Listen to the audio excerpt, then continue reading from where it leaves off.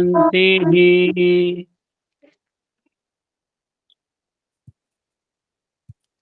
ओम। तृतीय अध्याय के द्वितीय आहनिक के 14 सूत्रों तक हम पढ़ चुके हैं।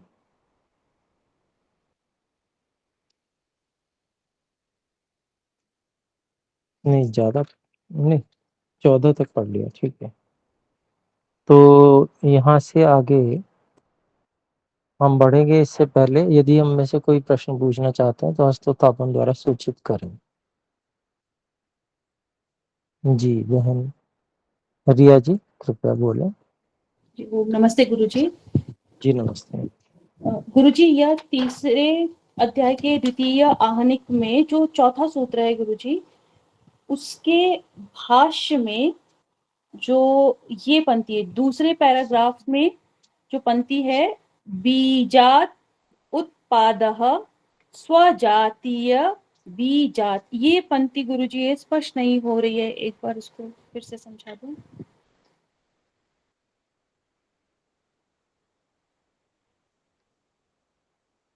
जीवनं खलु आहार ग्रहणम् आहारात् पुष्टिः आहारात् पुष्टि प्राप्तिः विविध अंग विकासः। ये जीवन को समझा रहे हैं, उसके बहुत सारे जीवन में क्या क्या होता है वो सब समझा रहे हैं। फिर है बीज उत्पादः, बीज का उत्पन्न होना, ये भी जीवन के अंतर्गत आता है। स्वजातीय बीजात स्वजातीय पिंड संतति ही, अपने जाति वाले बीज से अपनी जाति वाले शरीर की रूपी संतति का प्राप्त होना, मतलब संतानों का प्राप्त होना। इति एतत् सर्वं जीवम अंतरेण न संभवति। यह जितनी भी प्रक्रिया जीवन की है ये बिना जीव के अर्थात आत्मा के संभव नहीं होती। ठीक है जी गुरुजी, ठीक, स्पष्ट हो गई बात ये वाली। गुरुजी, एक शंका यहाँ पर और थी, जैसे इन सूत्रों को जो पढ़ रहे थे इसमें, तो जो हम आत्मा के गुणों को पढ़ रहे हैं या आत्मा के बारे में पढ़े, तो ये जो सामान्य जीवात्मा है उसके विषय में है, ना कि जो परमात्मा है उनके विषय में नहीं है ना गुरुजी? कहाँ पर? ये जितनी हमने अभी आत्मा के विषय में पढ़े, जो उसके अच्छा, गुण ये जी हाँ हाँ, इसमें अधिकांश जो है वह जो केवल आत्मा के ही गुण है। बिल्कुल, जी गुरुजी। इच्छा प्रयत्न ये परमात्मा का भी है। जी गुरुजी। इच्छा प्रयत्न ज्ञान ये परमात्मा का भी। जी गुरुजी। और जैसे कि हम जान रहे हैं, पढ़ भी रहे हैं कि जो परमात्मा है वह सर्वव्यापक है, लेकिन यह जो जीवात्मा है वह सर्वव्यापक नहीं है, वो सिर्फ परमात्मा में ही वो गुण है, इस जीवात्मा में नहीं। हाँ जी, यदि वह भी गुण के अंतर ही आएगा गुरुजी, व्यापकता। हाँ, सर्वव्यापकता परमात्मा का गुण है, बिल्कुल गुण है। और जी एक देशी होना ये आत्मा का गुण है। एक देशी होना, जी गुरुजी, स्पष्ट हो गई बात।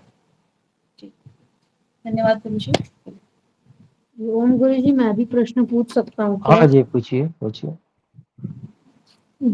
जी गुरुजी, ये जो मन, आकाश और वायु हैं, ये इन्हें अपेक्षा से नित्य माना जाता है, क्योंकि इसमें तो कोई द्रव्य है ही नहीं, इसीलिए नहीं, मैं मन ये मन कहीं तो द्रव्य है।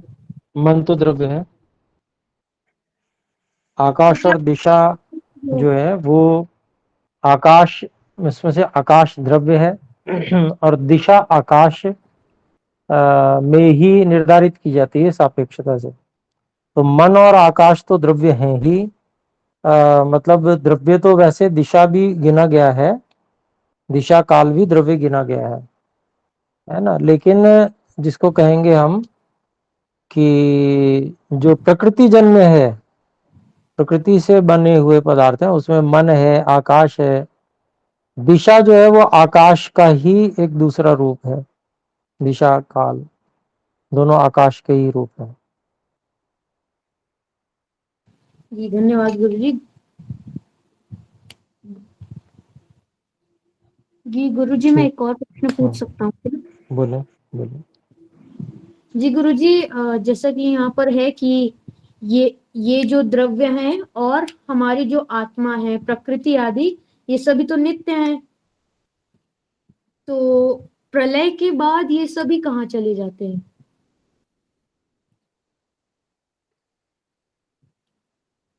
जिन द्रव्यों को यहाँ नित्य बताया गया है वैशेषिक दर्शन में, वो अपेक्षा से नित्य हैं, एक सृष्टि काल तक नित्य हैं। जी गुरुजी।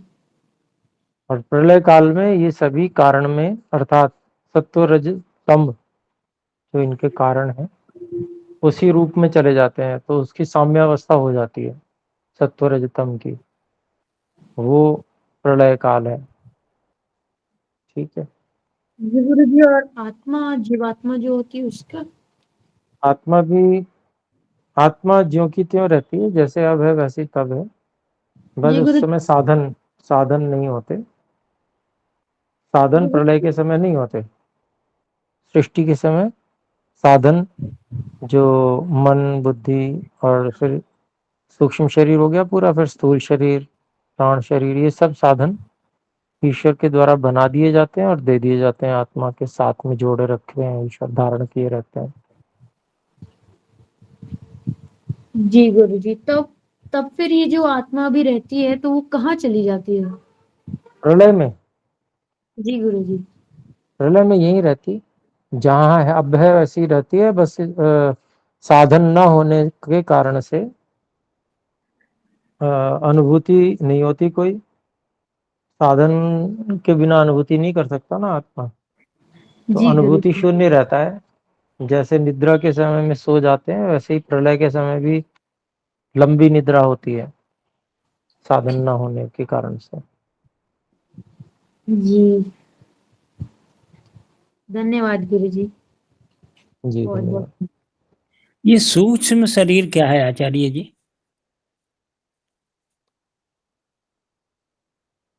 जी घनश्याम जी, नियम जी। ध्यान में रखेंगे, पहले अच्छा हस्तोत्थापन कीजिए, फिर बोलिए, हाथ अच्छा उठा अच्छा। लीजिए। जी जी। ये इसमें नीचे चिन्ह है ना हाथ का, अच्छा, हाँ हाँ उसको जी जी जी। छूइए, जी उसको जी। छूइए। हाँ, अब ठीक हाँ, हो गया। अभ्यास जी नहीं है बोले, वो। हाँ कोई बात नहीं, आगे ध्यान रखें, हाँ। बोले। हाँ, ये सूक्ष्म शरीर क्या है? जी सूक्ष्म शरीर, जो सूक्ष्म तत्व हैं उनका समूह है, जैसे बुद्धि, अहंकार, मन, चित्त। मन और चित्त एक ही चीज है। जी। फिर सूक्ष्म इंद्रियां, सूक्ष्म इंद्रियों की बात कर रहा हूँ, हाँ जी। स्थूल की बात नहीं कर रहा। सूक्ष्म इंद्रियों में 10 इंद्रियां हो गई, जी और तन्मात्राएं, इतने पदार्थ सूक्ष्म शरीर में रहते हैं। और ये जितने स्थान में आत्मा है ना, अत्यंत सूक्ष्म स्थान में, जी लगभग उतने ही स्थान में ये रहते हैं, जी मतलब उसी के आसपास रहते हैं। जी और शेष, इससे बाहर फिर प्राण शरीर होता है। जी प्राण शरीर जो है वह स्थूल शरीर से सूक्ष्म शरीर को कनेक्ट करता है, जोड़ता है। जी तो फिर सारी इच्छा, जीवात्मा की इच्छा प्रयत्न, क्योंकि ये सब साधन जो अत्यंत सूक्ष्म है वो आत्मा की सूक्ष्मता के स्तर के ही है, जी तो इसलिए आत्मा की जो इच्छा और प्रयत्न है उसको ये सेंस कर लेते हैं, मतलब उसको जैसे उससे प्रभावित होते हैं। जी आत्मा की सूक्ष्मता के स्तर के ही लगभग थोड़े से स्थूल ये सब हैं, ये जी साधन सूक्ष्म। जी तो आत्मा की इच्छा और प्रयत्न को ये, तो ईश्वर इच्छा और प्रयत्न से ये प्रभावित हो जाते हैं, प्रभावित होते हैं, अर्थात वो बहुत सूक्ष्म इच्छा प्रयत्न होता है ना, जी उससे भी प्रभावित हो जाते हैं। वो प्रभावित होकर फिर उसी के अनुकूल प्राण को निर्देश देते हैं। प्राण को निर्देश, प्राण जो है वो स्थूल शरीर को नियंत्रित कर लेता है, तो जी ये सारा कार्य हो पाता है। जी धन्यवाद ठीक है, गुरु जी, बहुत बहुत स्पष्ट हुआ। ठीक है, धन्यवाद जी। ये बहन अंजलि जी बोले। नमस्कार आचार्य जी। जी आचार्य, नमस्कार। ये तन्मात्राओं पर भी प्रकाश डाल दीजिए थोड़ा सा। जी, तन्मात्राएं कौन कौन सी हैं? जी, रूप तन्मात्रा, गंध तन्मात्रा, रस तन्मात्रा, स्पर्श तन्मात्रा और शब्द तन्मात्रा, ये 5 तन्मात्राएं हैं। और अहंकार से जैसे इंद्रियां बनती हैं, ऐसे ही ये तन्मात्राएं भी बनती हैं। और इन तन्मात्राओं के विविध अनुपात, संयोजन, है ना, वो अलग अलग प्रकार से इनके बहुत सारे ये पृथ्वी जल अग्नि वायु आकाश रूप तत्व तैयार होते हैं। एक्चुअली और महोदय, उससे सृष्टि बनती है उससे। जी महोदय मुझे थोड़ा कंफ्यूजन इसलिए हो रहा है कि हमको जो तन्मात्राएं बताई गई थी ना, वो 18 बताई गई हैं। नहीं नहीं जी, 5 ही तन्मात्राएं होती हैं। सूक्ष्म शरीर के 18 तत्व होते हैं, उनमें से 5 तन्मात्राएं भी हैं। अच्छा। जी, जो सांख्य दर्शन है वहां पर सप्तदशम एकम लिंगम, जो लिंग शरीर है, सूक्ष्म शरीर है, उस में 17 और एक 18 तत्व बताए गए हैं। उनमें से 5 ये तन्मात्राएं भी हैं। तो ये जो तन्मात्राएं हैं, ये सूक्ष्म, अत्यंत सूक्ष्म है, तो इसे सूक्ष्म शरीर का भाग है। तो जैसे स्थूल शरीर होता है, तो स्थूल शरीर जो है वह प्राण शरीर का आधार होता है। स्थूल शरीर के बिना प्राण टिक नहीं सकता ना, कहीं कहाँ टिकेगा, नहीं है ना। टिकेगा। है, प्राण में तो बहुत शक्ति है, परंतु फिर भी उसे स्थूल शरीर का आधार चाहिए। ठीक इसी प्रकार से जो सूक्ष्म शरीर है उसको भी तो आधार चाहिए। तो इनमें सबसे ज्यादा स्थिर जो चीज है वो ये तन्मात्राएं ही है। तो सूक्ष्म शरीर यद्यपि बहुत सूक्ष्म है, हाँ जी। परंतु उसको तन्मात्राओं का आधार है। ठीक है, ठीक है, धन्यवाद। जैसे प्राण शरीर को स्थूल शरीर का आधार है, ऐसे ही सूक्ष्म शरीर के अन्य तत्वों को तन्मात्राओं का आधार है, ऐसा समझ सकते हैं। अच्छा, ठीक है, धन्यवाद। ये तो सूक्ष्म शरीर में 5 तन्मात्राएं हो गई, लेकिन वो उतनी ही मात्रा नहीं है, उसकी तो बहुत तन्मात्राएं तो बहुत सूक्ष्म। बड़ी संख्या में है। उस बहुत बड़ी संख्या से पृथ्वी जल अग्नि वायु आकाश, ये 5 तत्व बनते हैं। और ये जो 5 तत्वों से फिर पूरा दृश्य अदृश्य संसार, दृश्य में पृथ्वी जल अग्नि वायु, पृथ्वी जल अग्नि तत्व से बनी हुई अधिकांश वस्तुएं, और अदृश्य संसार में वायु और आकाश है। इसके अलावा जितने भी सूक्ष्म तत्व हैं वो भी अदृश्य हैं। ठीक है, जी। स्पष्ट हो गई बात? हाँ जी, हाँ जी। ठीक है, धन्यवाद। म्यूट कर लें। धन्यवाद। अब महोदय, हम आपका आगे भी बढ़ सकते हैं। धन्यवाद। जी, आगे बढ़ सकते हैं। ठीक है, जी। तो देखिए, यहाँ पर हम चल रहे थे, बात कर रहे थे, अहम इति प्रत्यगात्मनि भावात् परत्र अभावाद अर्थांतर प्रत्यक्ष। ये समाधान किया गया पूर्व पक्षी की जो 3 बातें उसने रखी थी, प्रश्न रखे थे 3 प्रकार से, 2 प्रकार से रखे थे मुख्य रूप से, तीसरा तो उसका निगमन जैसा किया था उसने।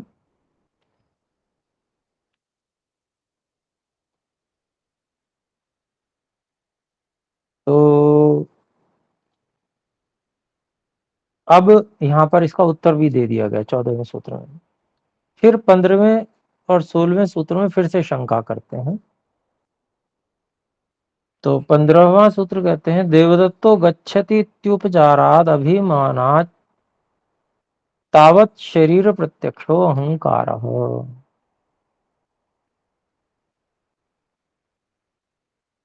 और 16वां सूत्र संदिग्धस्तु उपचार। दोनों सूत्रों में एक वाक्य था, इसलिए 7 पढ़ दिए गए हैं। उनका अभिप्राय हुआ कि देवदत्त जाता है इस व्यवहार के समान अहम अर्थात मैं हूं की अनुभूति भी शरीर में होती है। पूर्व पक्षी कह रहा है इस कारण से अहम अर्थात मैं हूं अनुभूति जो है वो शरीर का प्रत्यक्ष है।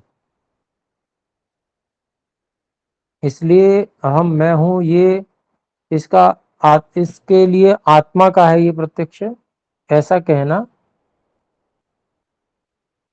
संदिग्ध हो गया। क्योंकि दूसरा पक्ष तो ये आ गया कि भाई शरीर में भी वही अनुभूति हो रही है। तो इस प्रकार से उसने संदेह उत्पन्न किया। तो संदेह उत्पन्न होने से अनुमान जो है वो प्रमाण नहीं हो सकता। जहां निसंदेह हो वही प्रमाण होता है। बस इसका प्रयोजन वही है कि प्रमाण का खंडन करना चाहता है।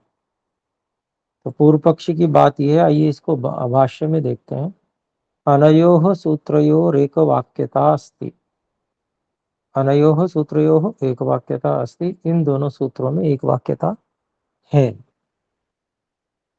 देवदत्तः गच्छति इति उपचारात्। इसको खोलते हैं। देवदत्तो गच्छति इति यथोपचर्यते शरीरे व्यवह्रियते। देवदत्त जाता है ऐसा जिस प्रकार से व्यवहार किया जाता है, अर्थात वो शरीर में व्यवहार किया जाता है, शरीरे व्यवह्रियते।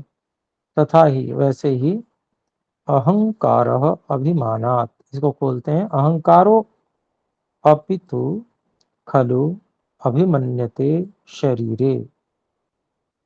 अहम गौरोहम कृष्णः अहम स्थूलो अहम कृशः।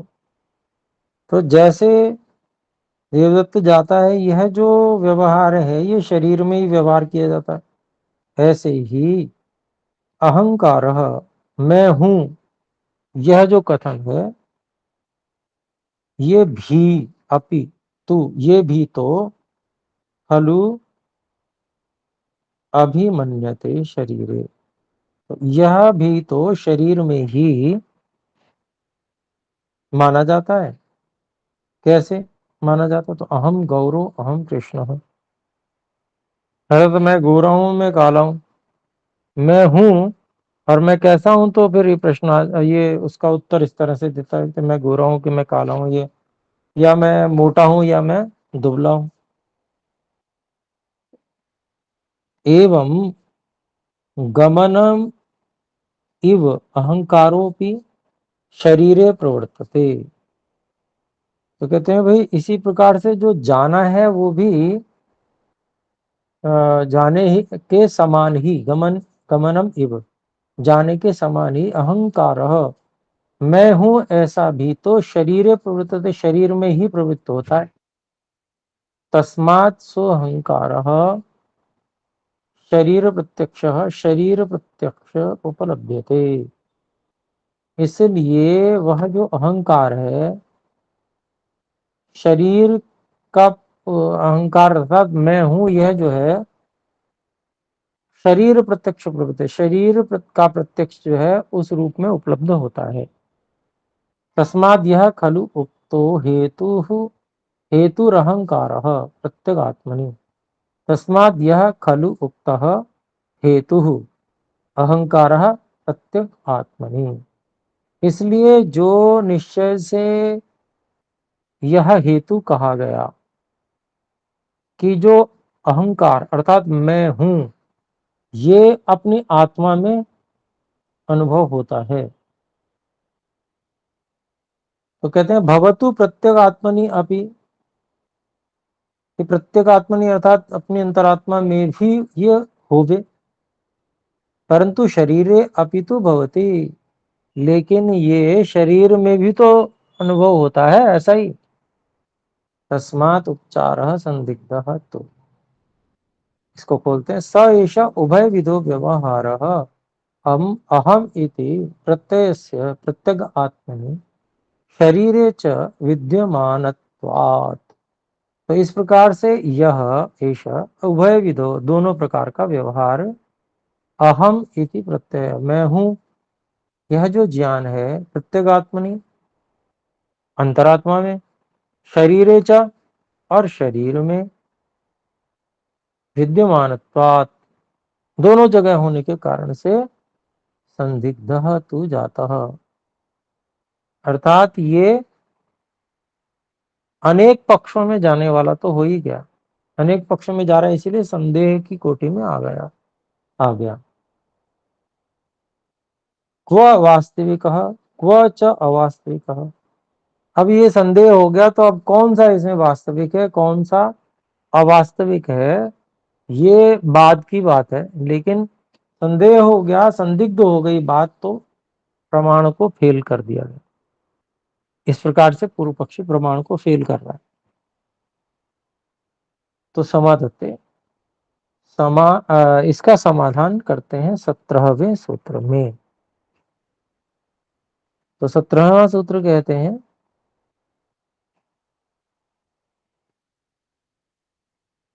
न तो शरीर विशेषाद यज्ञ दत्त विष्णु मित्रयोर ज्ञानम विषयः।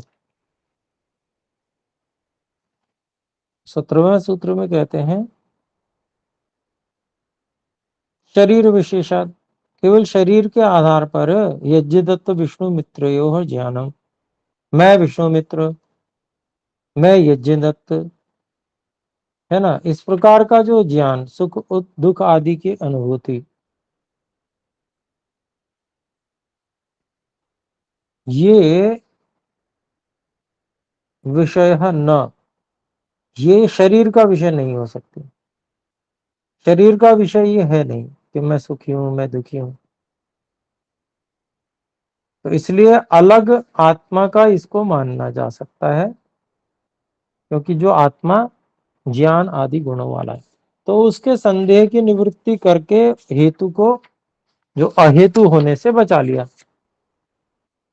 सिद्धांति जी ने। तो आइए उसके भाष्य को देखते हैं। शरीर विशेषात यज्ञदत्त विष्णु मित्रयोः ज्ञानम विषयः न तु, ऐसा ये इसका अन्वय कर दिया और इसका अब खोलते हैं अभिप्राय। शरीर भेदात, शरीर भेदम प्राप्य, शरीर भेद होने से अर्थात शरीर का भेद शरीर के अंतर को प्राप्त करके प्राप्य यज्ञदत्त विष्णु मित्रयोः ज्ञानम विषयः न खलु भवति। तो यज्ञदत्त और विष्णु मित्र इन दोनों का मैं हूं यह ज्ञान का विषय नहीं होता है।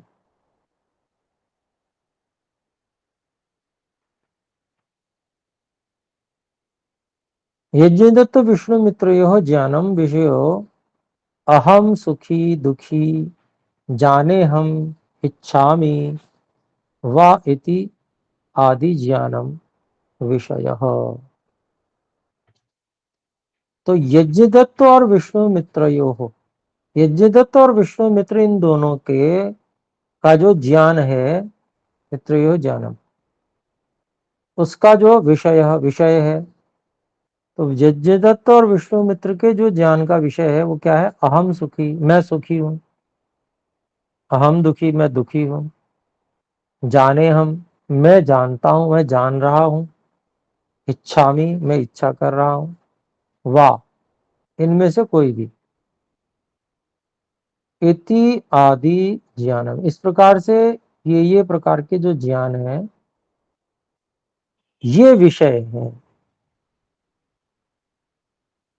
तो यज्ञदत्त और विष्णु मित्र का जो ज्ञान का विषय है वो ये विषय है।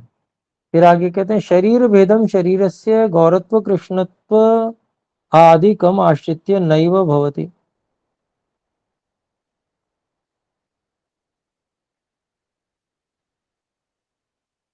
तो शरीर की जो भिन्नता सिद्ध है वह शरीर के गोरेपन और कालेपन आदि को आश्रित करके जो है वो भेद भिन्नता जो है वो नहीं होती।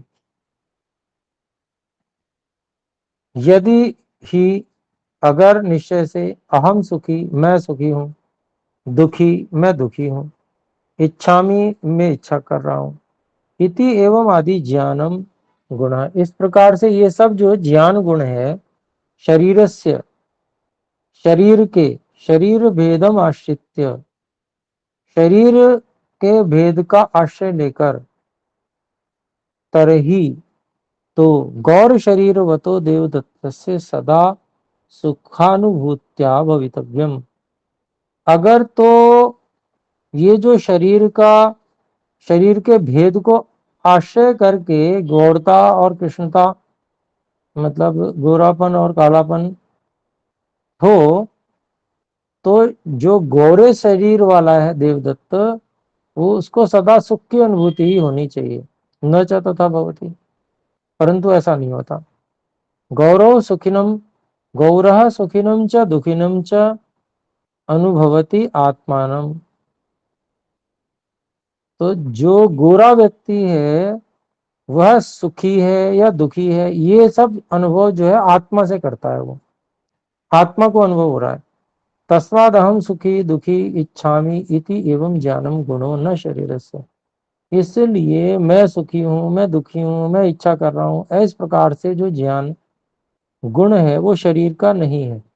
अथ च यथा शरीर गुण रूपादयः तु शरीरे स्थिरा भवन्ति।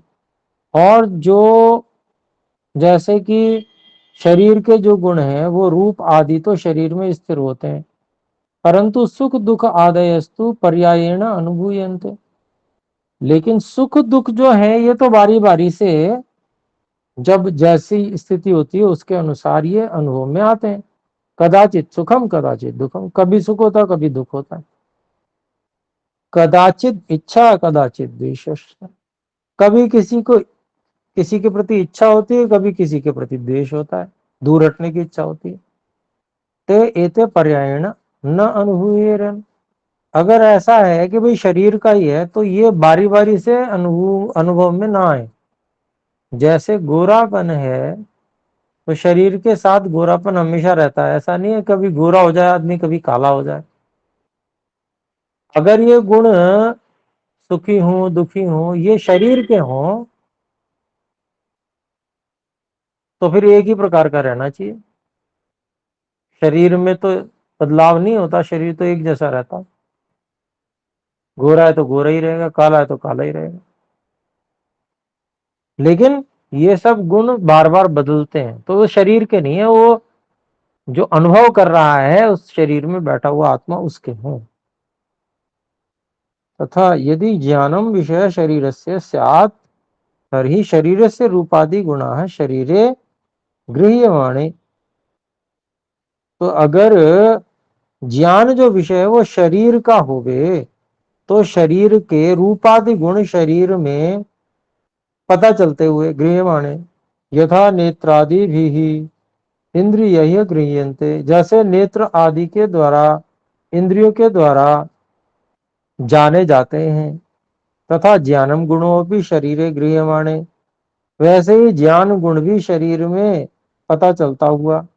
तथैव इंद्रियेण गृह्येत, वैसे ही इंद्रिय से जाना जाना चाहिए। न च गृह्यते, ज्ञान गुण कोई इंद्रिय से तो पता चलता नहीं।